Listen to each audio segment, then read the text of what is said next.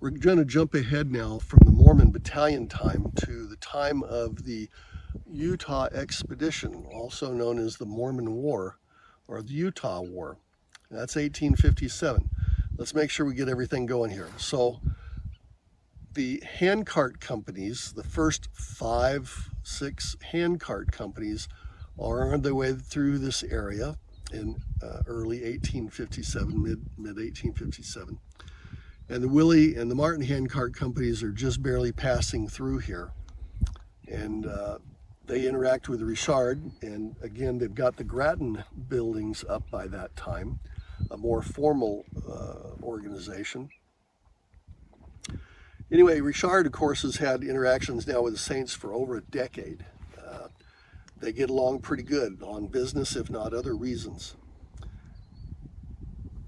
When the Willie and Martin Handcart Company get on further and they get stuck because of the blizzard and they're starving to death, somehow the word gets back to this direction. And also it's known as the army comes to punish the Mormons for their rebellion.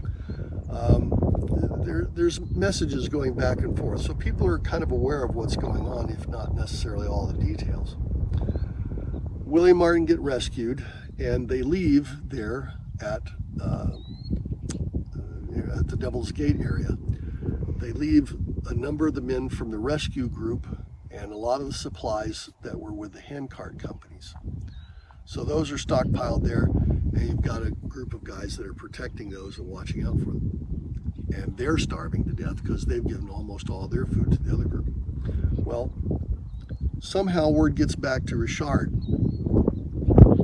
Now, he's been less than enthusiastic about apparently punishing the Saints because he knows them.